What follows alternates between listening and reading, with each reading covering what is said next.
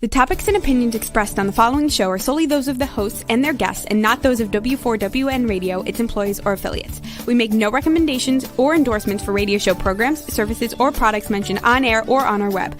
No liability, explicit or implied, shall be extended to W4WN Radio, its employees, or affiliates. Any questions or comments should be directed to those show hosts. Thank you for choosing W4WN Radio. Are you ready to take a journey?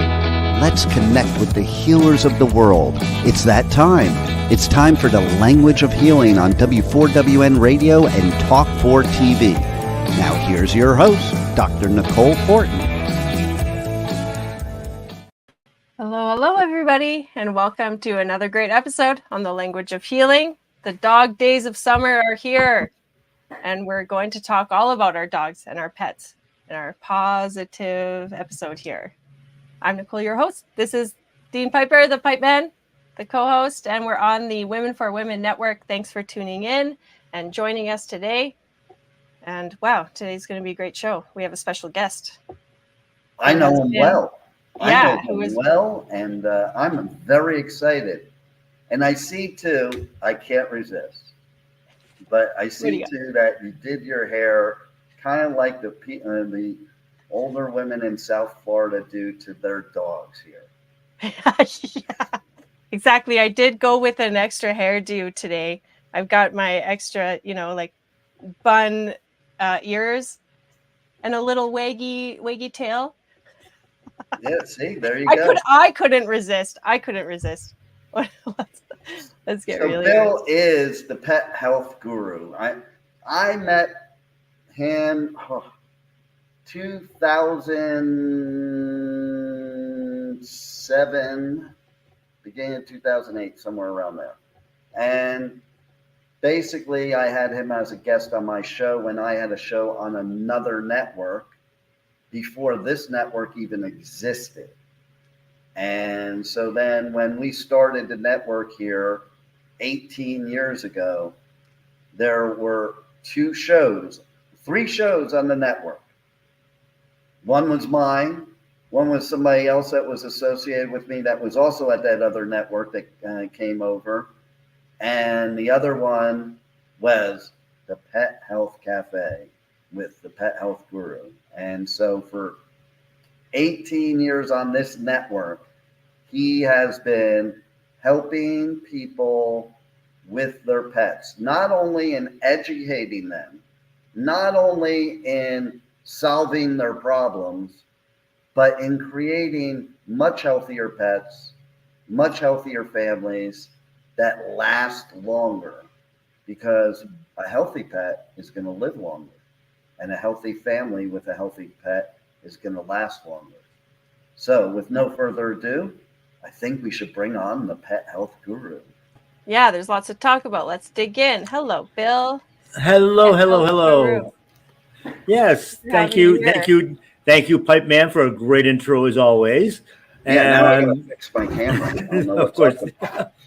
And thank you for Nicole for having me on. I mean, hopefully I can, give a little bit of good wisdom out there, and we can help some people and some pets, and sharing the wealth of knowledge. Mm-hmm. Yeah, because people love their pets, right? They are part of our family, and we love them and cherish them, and sometimes we treat them better than ourselves. So, Funny you should say that. Yeah. Because I don't know if I ever told you this story, Bill, but it does pertain to what you teach people. So, my best friend of life since 13, who passed away in September, me and him and his girlfriend all lived together when we were like 19 years old. And she had a Newfoundland, interestingly enough for our Canadian here. Oh, yeah. I got a very topic. I got a very interesting conversation message from Newfoundland today. And that conversation is like unrecognizable. You can't understand them. So how do you understand a Newfoundland dog? Speaking whole other lingo. You feed them. So what Tracy used to do is she would make a gourmet meal for this dog. Like when I say gourmet meal, Bill knows what I'm talking about because she literally cooked a meal like she would cook for Mark, her boyfriend, or me, who was there too. We didn't get the meal. The dog got the meal. And the dog was so healthy because it was eating real food. And that's what Bill is all about. Real food for pets. Am I right, Bill? Absolutely. I mean, that was our first tagline, basically, was real food for real pets. And that's what brought the whole, the deli concept together, is we had to introduce something that was totally foreign to most people 20 years ago. It wasn't so foreign 50 years ago, because when our grandparents cooked a meal, we didn't feed them leftovers. There was actually a whole extra meal in that meal for the dog and the cat. They were a part of the family even back then. And with commercial pet foods, we've kind of gotten away from that. And of course, now we're relying on basically the fast food companies to give and feed our pets basically real leftovers. And when I say real leftovers, a lot of the things that go into commercial pet foods today are the leftovers out of the supermarkets and out of the slaughterhouses. A lot of garbage of pet food. Well, it's even worse than that. I mean, they actually pick up the dumpsters from behind Albertsons and Publix and Walmart and Target, because there's basically multiple dumpsters now. One is just for food products, and those go to a rendering plant, and that's what they put into pet food. They cook that actually down with the styrofoam containers, the cardboard boxes, all the plastic. So we have all that nice, those plasticizers, the BPA, the phthalates, all of that cooked into the ingredients. So we have nothing more than sick animals that, unfortunately, the veterinarian, the drug companies make a lot of money on. Yeah, I did not know that. That's a new awareness for me. So I was wondering what happened between like 20 years ago and 50 years ago. Just this introduction to these commercial products, or yeah, well, kibble, the kibble type food wasn't invented till 1955. That's when it was basically co-invented by, at that point in time, Ralston Purina Company and Quaker Oats, two cereal companies, Wheat Chex, Rice Chex, and Corn Chex, and of course the whole Quaker Oats family of cereals, to come up with a product that we could use our waste product on, but also a convenience food of primarily grain-based foods for carnivores. Do you see anything wrong with that picture? Yeah, a little. It's a little. Yeah, I mean, if we don't feed them a species-appropriate diet, they're not going to be healthy. Exactly. It seems like recycling gone wrong. It really is. And according to the FDA, if it's food, it has to be fit for human consumption. Well, most pet foods are not made with those kind of ingredients, which means that they are supposed to be labeled as feed and not fed to any creature. However, the FDA looks the other way when it comes to the donations that, General Foods and Mars Candy and Nestle's make to their to their institutions. So it's like we just ignore it. We feel it's okay to feed our pets garbage, and we promote it on TV and the internet and through slick packaging as being complete and balanced, which it's not, and healthy, which it's not. And we have taken the longevity of our pets. Dogs should be living over 20 years, cats living over 30 years, and the medical community now says if your dog lives to be 8-10 years old, oh my God, you are so lucky. We have actually created that ill health. It doesn't feel lucky to me when you own a pet and it's only 8 years. That doesn't feel lucky. Well, it's not only the fact that they're only living to 8 or 10 years old, but they're living in misery. I mean, look at the types of problems that our poor pets have: the scratching and itching, the gastric problems. Things like diabetes, cancer. I see animals now, puppies at 10 months, 12 months of age with cancer already. We never had cancer 20 years ago, 30 years ago. Was it you that was telling me recently, I can't remember if it was you or somebody else, that they're giving dogs Prozac. No, that was the story I relayed to you that somebody gave to me. One of my clients wanted to know, and it was funny because it was the owner of a health food store that wanted to know if I had anything special that I could give to answer the phone. I got two phones and I turned it off on one and not the other.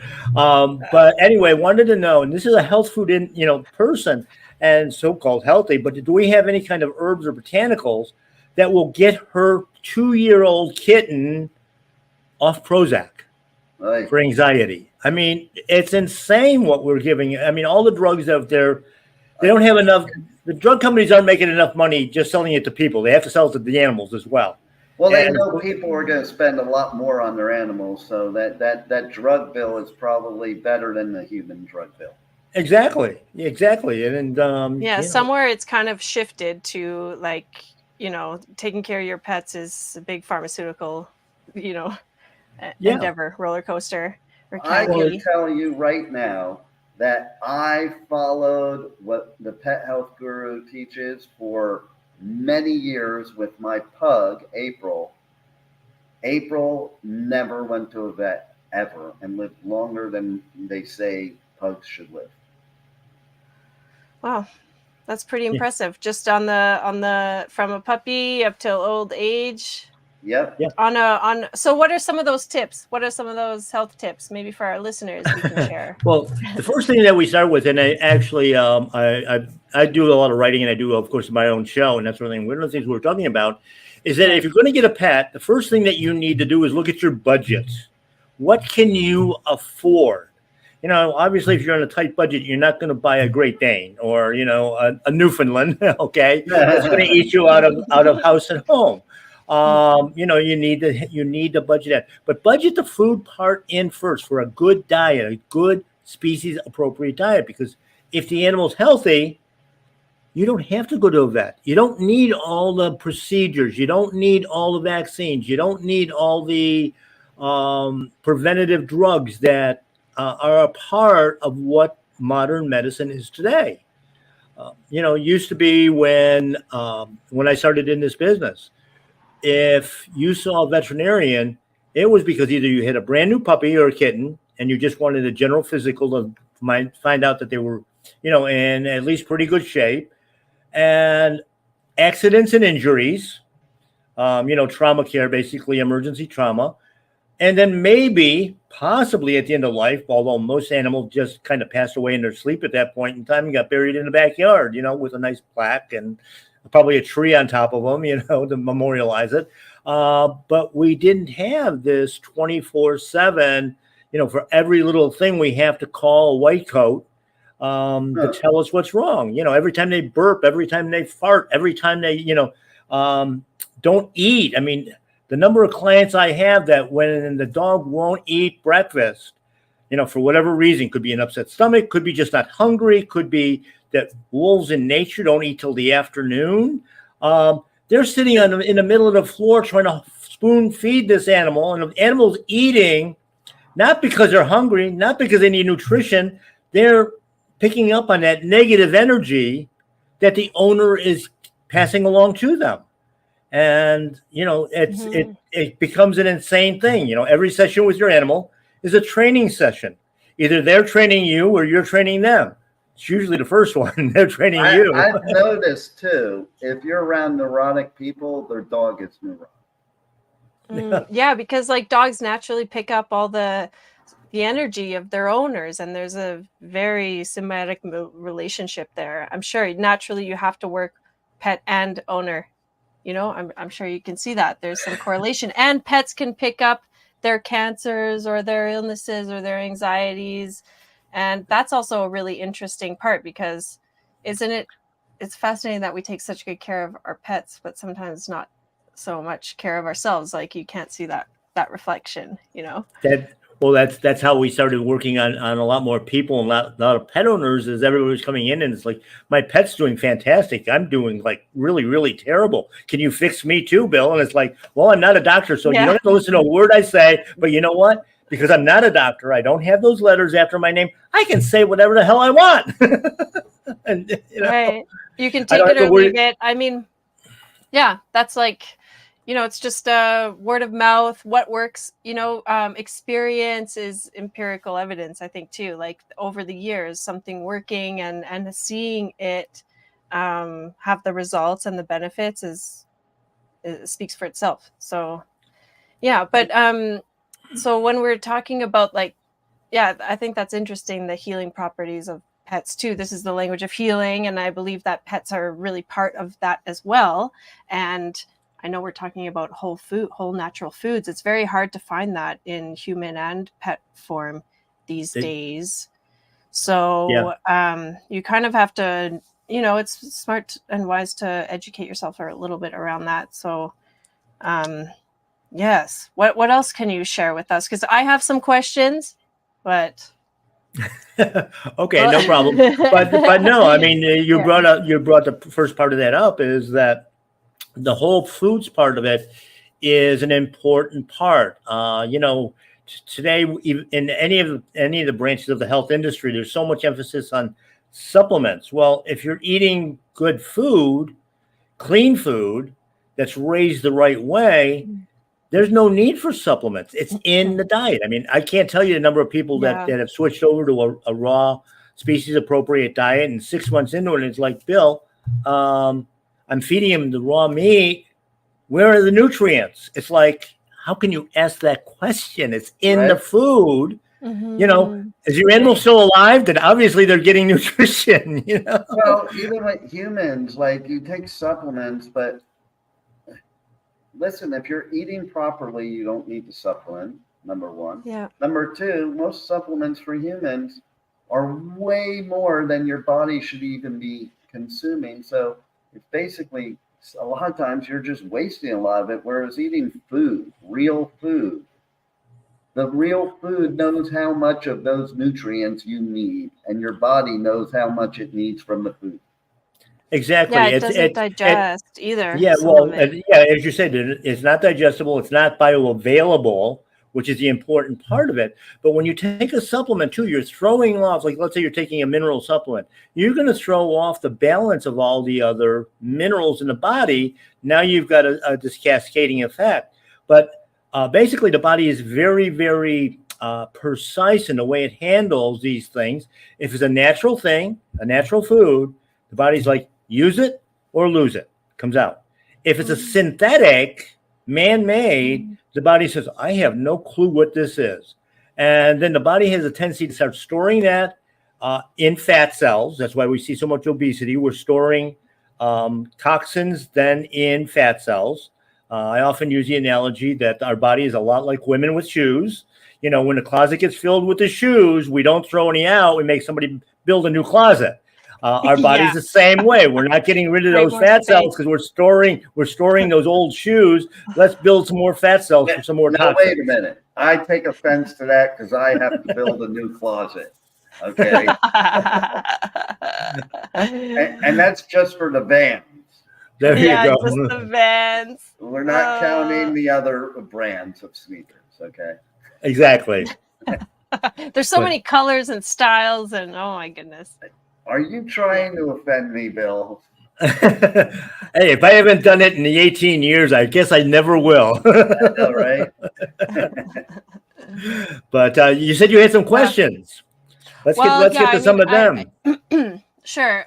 But just on the topic, I think around like the whole foods and the supplements, because, I think, food is medicine, even from a traditional Chinese medicine perspective. You'll say your body's out of balance or you have something going on, you'll eat the right foods, getting the right nutrients for that condition, through herbs or food, more specific. But then you stop. Once your body has reached a level, that's it, But when we add all the extra supplements, and maybe because of our diet and not eating whole foods, that, there's a lot of processed stuff, or, the hot dogs and the cutting room scraps that we're eating isn't really providing us with things. So we have to add, and it just creates the extra toxicity. Our body's never really clear. It doesn't really even know how to recognize to produce the right hormones or minerals or functionality. So it gets, defunct over time, and then we have to rely on this stuff. So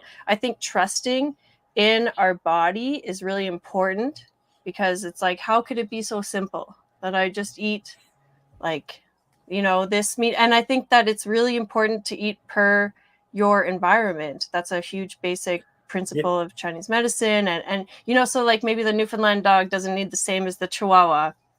I don't know. It's well, in Chinese medicine, of course, too, you're treating like with like. So if you've got a heart condition, basically you should be eating heart muscle, so you build that muscle and regenerate the right cells. Liver and kidney, the same thing. I mean, I know it's things that people don't think about eating so much today, but our great grandparents did all the time. They knew. Yeah. I know, it's amazing. In that short time, we've just lost so much of that knowledge. It's like, well, it's not I joke around, but it's so far away. I joke around that our great grandmothers had one remedy for every disease known to mankind, and that was chicken soup. It was made with local ingredients, fresh ingredients, and it varied every single time that it had, and it cured everything. They knew what spices, what herbs to put into it for whatever was going on in the area, at that particular time. And the interesting thing about it is when I talk to people about that, of course, bone broth is now it's a fashion fad. Yeah, the fashion fad. But when it came and essential. When it came to eating the soup, it was always better on the third day, and of course we would always be getting better at that point in time. And I said, well, there was a reason for that, because even if it was refrigerated, that was still fermenting. So it was actually breaking down and being used much more readily by the body, and the body just bounced right back.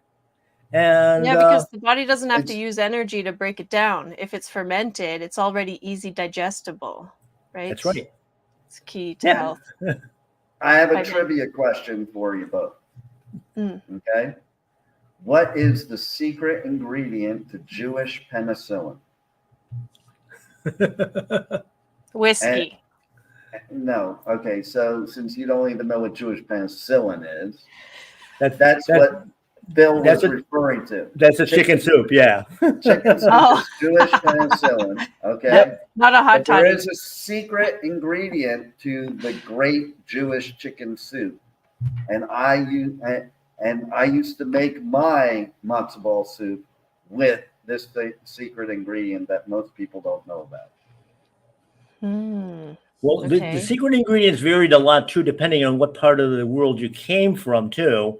But a lot had to do with the different herbs and botanicals that were put into it. The fresh garlic, the fresh onions, and of course a good fresh chicken.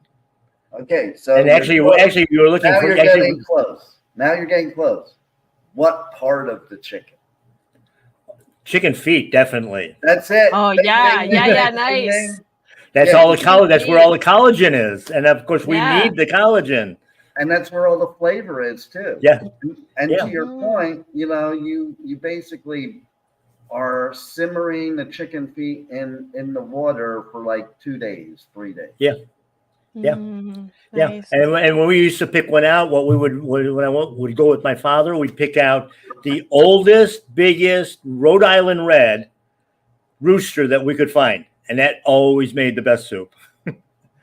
As far as a cooking chicken, it would be, it wouldn't be something you went as a roaster because it'd be tough as could be. But in the soup, it's all cooked down. So I'm curious what they do in Louisiana. What do you think, Rebel?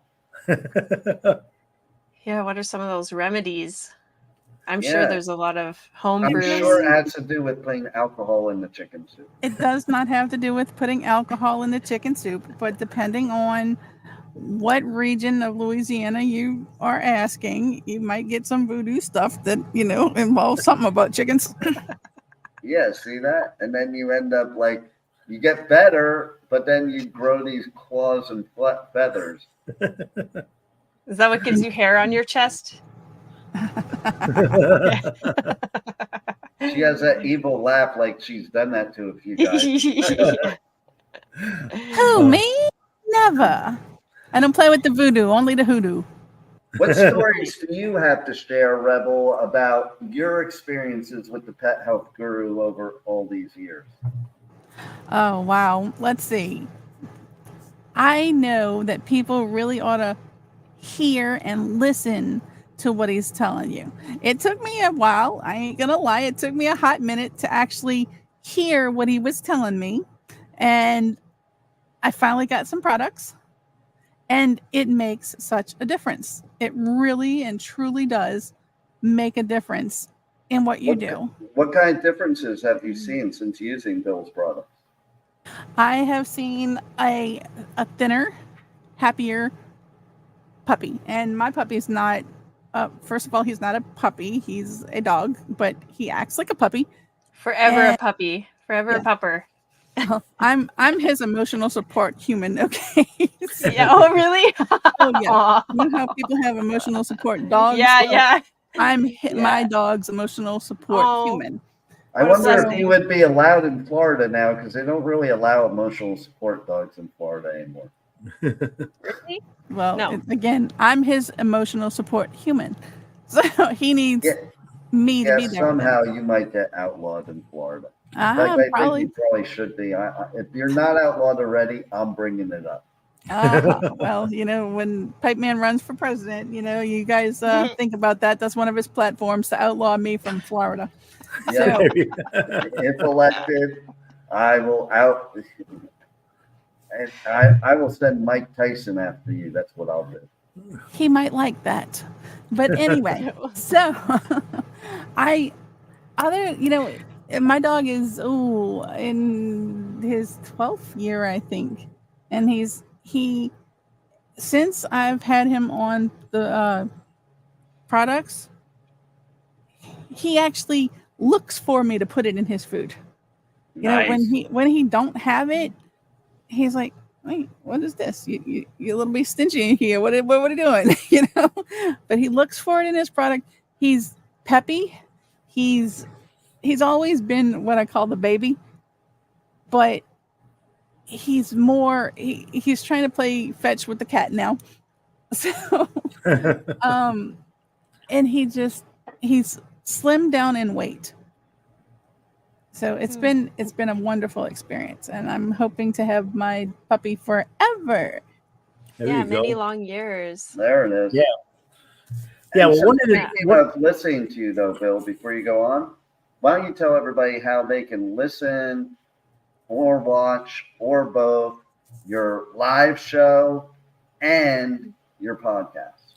Well, the Pet Health Cafe, of course, is on one of our other channels here. They can go to W4HC. They can go to PetHealthCafe.com. We're on Facebook, YouTube, Spotify, a whole bunch of other platforms. Live shows on Thursday night at 8:00. And of course, the replays, around the clock. So which is good because of the amount of content sometimes I throw into these things, because it's so much contrary to what we hear from the veterinarians and the normal pet food people and that sort of thing, that you kind of have to wrap your head around it. I try to get into the physiology part of it, why things are happening, why you need to do it, why just dumping that pet food out of the bag is not even close to nutritional. And if you've got a good, healthy animal, you don't need to buy all these things. I mean, I just did an article on seizures, and actually I did a show on seizures as well, that all the pet owners that have animals with seizures are looking and asking, what neurotoxic flea product can I use on my dog to prevent fleas? Well, the only thing that prevents fleas is eliminate the fleas. I mean, or build a good, healthy immune system so you don't have that problem. But these are not preventative medicines. These are basically treating for things your animal doesn't have with a neurotoxin. We're killing the brain cells. Which makes dogs harder to train. We're killing the gut bacteria on top of it. And so you can't digest the food. And then we feed them a bad diet on top of it. The products that Rebel is referring to are some of my herbal blends. I don't even consider them supplements because they're not. They're Whole Foods. But when I formulated things that are going to detox on a daily basis. The milk thistle, the dandelion root, the echinacea, astragalus, clean out the liver, the kidney, the lymphatic system.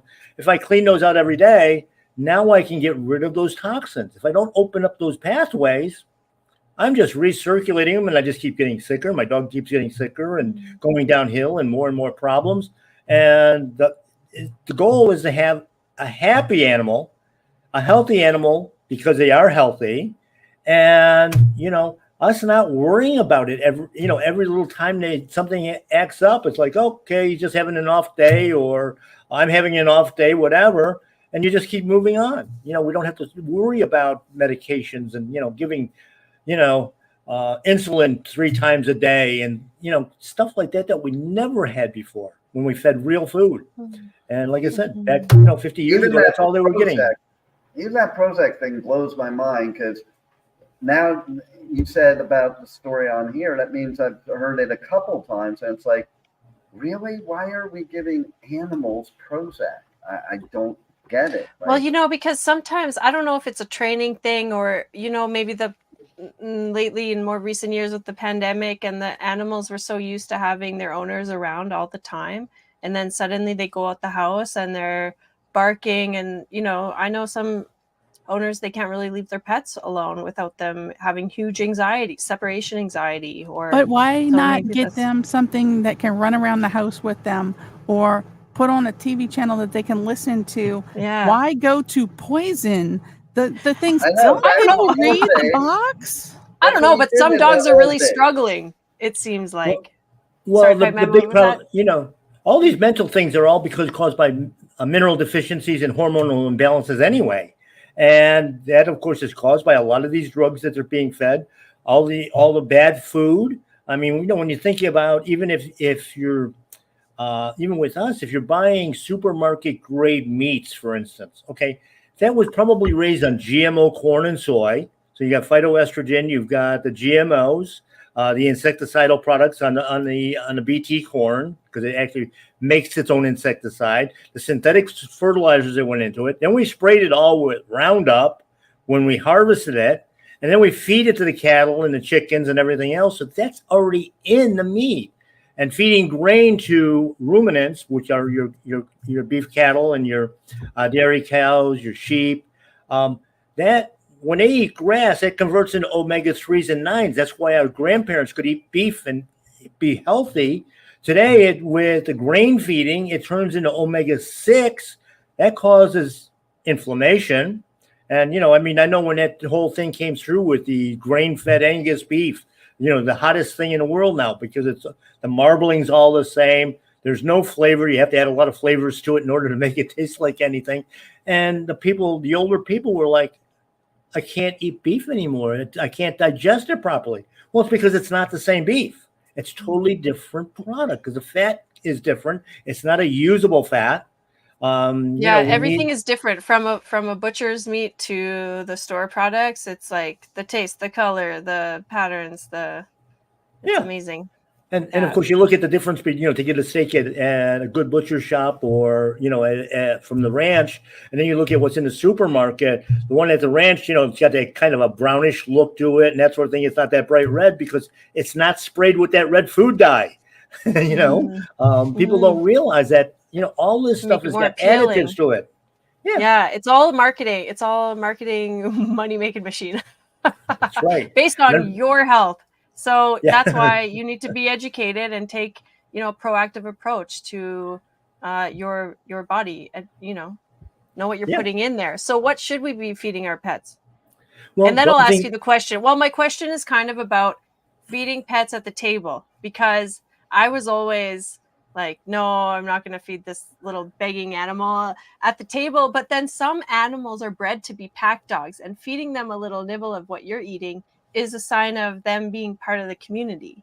And so I don't know if that's by bred or by. Well, the problem is. What are your thoughts on that? And what should we be eating or feeding? Here's a good example that I've often used over the years, is that we're feeding, our pets this commercial food. And, in the kitchen, there's a bowl of dog food that sits there all day long. The dog barely ignores it as much as possible. And you walk out to the kitchen and you open up the refrigerator door and you grab a bottle of water or a glass of wine. The dog ignores you. Just touch the package of ground beef, touch the package of chicken, and they're Velcro to your or cheese, and they're Velcro to your leg. Yeah. You're fixing dinner. Okay, they're back and forth with you. It's like they're just praying for something to hit the floor, and you're yelling at them. You got your food. You got your food. You got your food. Go lay down. You finish cooking. You go into the dining room. You sit down at the table and bring up your stuff. Okay, there's the dog at the table begging. Okay, and you're yelling at him. Go lay down. You got your own food. Everything else. You clean up. The dog's back and forth to the kitchen with you. Everything's cleaned up. Nothing hit the floor. The dog is really, really upset. You go in the family room, you turn on the TV, you sit down on the couch. The dog looks at you, looks at the kitchen, looks back at you, wanders out to the kitchen, grabs a mouthful of dry food, brings it in and drops it at your feet, and then eats one piece at a time. Like, you're making me eat this garbage when you had what I really need. That's where the begging at the table comes from. They're not getting the nutrition that they need. They're only eating enough to stay alive. And, obviously, as that goes on in time, the immune system is going to start to diminish. And now you've got, oh, my dog, he's throwing up. He's got diarrhea, whatever. We're running off to the vet's office. $5,000 later, all the tests came back that, oh, he's perfectly normal. No, he's not. He's literally starving to death is what it really boils down to. And, because the nutrition is in the wrong place. It's in the, in the carbs, which they can't digest. The pancreas is working overtime, making insulin, which it's not supposed to. So now we got diabetic dogs and cats. It's species appropriate, species specific. Certain animals eat certain things. Yeah. So it's like, for example, cats are carnivores more. Yeah. And so are dogs. So the only difference, dogs, the only difference, a cat is what we consider an obligate carnivore. That's all they can really digest.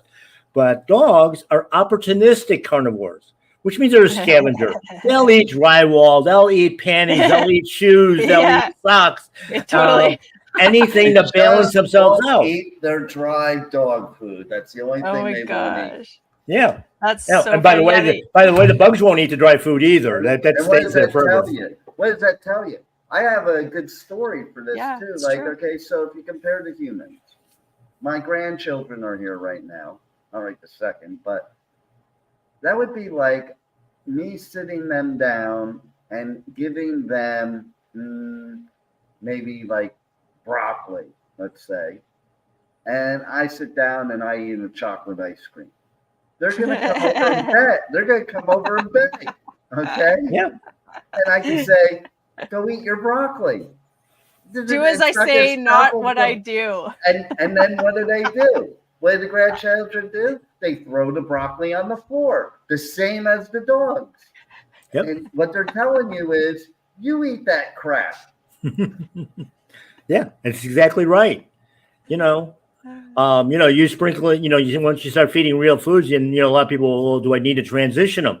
And it's like, no, just go cold turkey. They'll just eat. And if they have to do some cleansing, if they have to do some detox, that's just natural process.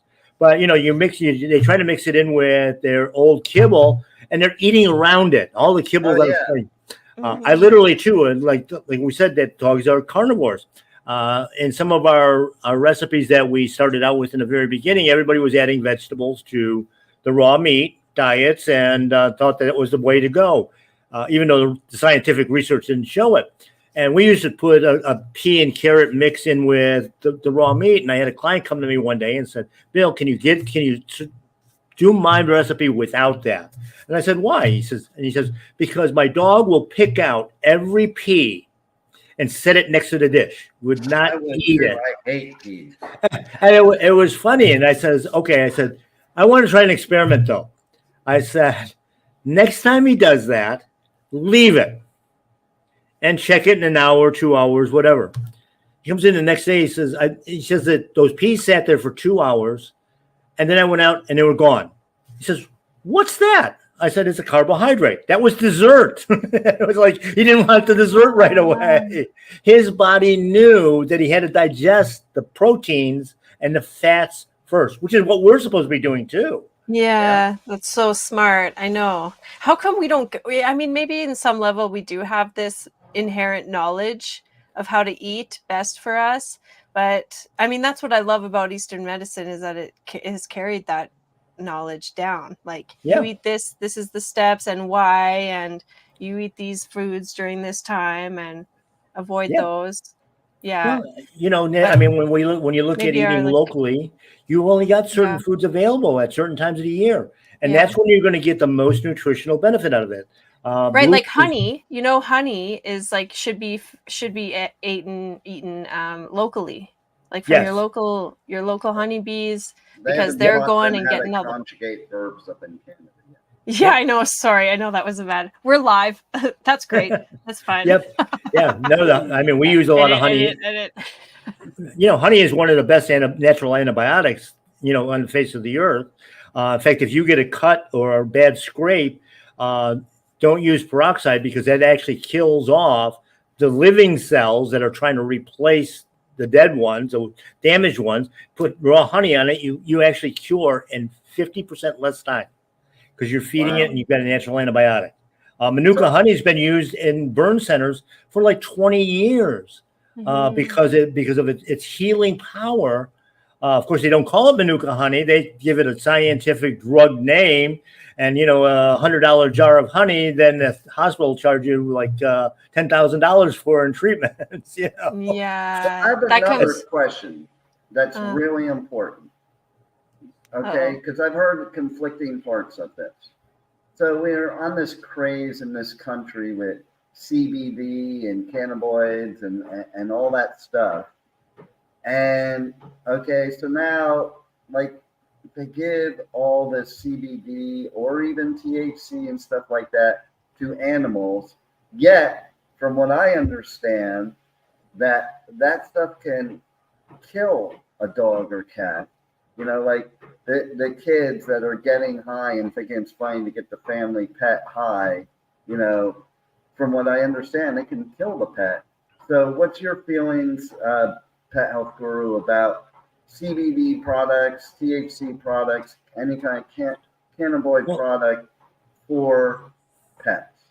well, first off, most of the natural cannabis plants do not contain high amounts of THC. It's basically just a trace amount. Every living warm animal creature literally makes CBD within their own body. So it is safe, but the THC, because we have manipulated, just like we've manipulated the corn plant and the Mhm. soybeans and everything else, that's not what the original product is.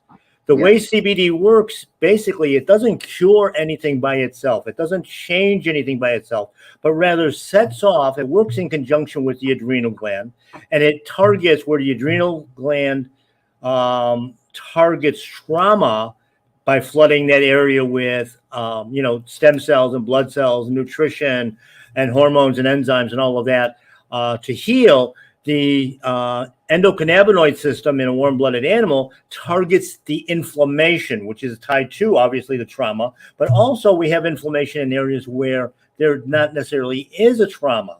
So when you're taking it, a lot of people might take it for pain. I got shoulder pain and it works and it gets rid of maybe 50-60% of the pain, and they take it again and it's like, oh, it's not working anymore. Well, the problem is we don't know where that inflammation is.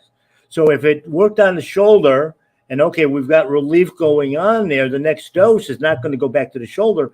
It's going to say, hey, you know what? You got a liver problem going on. You got a kidney problem going on. Your adrenal gland is fatigued. I need to help that out. And those are things we don't even think about because we don't know when they're damaged or that they're stressed out or that they're a problem until it gets to a point where you really have bad, serious, visible symptoms. So our body is producing it naturally. When we supplement it, of course, and we also know that supposedly we don't make as much of this when we get older. It has nothing to do with age. It has to do with the number of issues because of the number of toxins that we're exposed to that keep wearing down these body systems. And the body's designed to regenerate, and it regenerates on a regular basis. And all we can do to heal anything is give it the tools it needs to do its own work. And when we do that, health comes back. Yeah, and we do and of know course what to do. Yeah, and of course it Yeah. starts with food. That's got to start with Yeah. food. That's the only thing that's our energy source. Yeah, it's true. We have our primary energy source, which comes from our constitution, our parents, when we're born and we're conceived, and we come into this world with that initial source of energy, and then everything after that is from our Thank God food, I got rid the of air. that energy. No. Well, I mean, it's what makes you. You can supplement it. Luckily, right? You can supplement that. Yes, I supplemented that energy with Tony Robbins and Zig Ziglar and Yep. Oh, so speaking of trauma, then, because I assume that it comes with a heavy punch. But so the cannabis bill. You were saying that does that contribute or help the body function with the liver and the kidneys? Yeah, the adrenals? it's can going clog to it help. Yeah, it's going to help because what it's going to do is it's going to turn on those switches on those areas where that inflammation is, where that damage is. So again, then that's being flooded with the nutrients, the red blood cells, the white blood cells, the stem cells, the enzymes and hormones to be able to create that regeneration. Not every organ regenerates at the same rate. I mean, our skin, we know that we replace our skin about every 4 to 6 weeks. Our liver and kidney, I mean, I heard that one of the top transplant surgeons basically said we don't have to have transplant surgery anymore for kidney or liver, because if we just clean the old one out and don't put more stuff in, it will regenerate. Brain cells take 3 to 4 years. The most fascinating one is the taste buds. We replace those, believe it or not, every 3 days.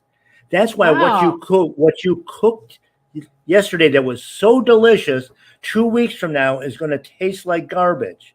And it's because that's tied into our natural being of what we need. It's a natural craving, it's telling. And of course, that's tied in with... It's alive. It's a mucous membrane. It's like gauging our body constantly. With Chinese medicine, we're always checking the pulse and the tongue. And it's like, the daily photograph. And that turns on the nose, it turns on the eyes, and turns on the brain. And our digestive system, because from the the nose out or from the mouth out, it's all one tube. So same with our pets. I know we're coming close to the end of the show. I know. Why does it always go so fast? But 2 minutes. 2 minutes to midnight. Yes. We've got so we can find you on the Pet Health Cafe or at the pethealthcafe.com. Right. Yep. Also on W4HC. Is that right? Yep. That's the channel. Also part of the Talk 4 Media and Talk 4 TV. Yes, all the above. Paleo Pet. Yes, My Paleo Pet is our retail store.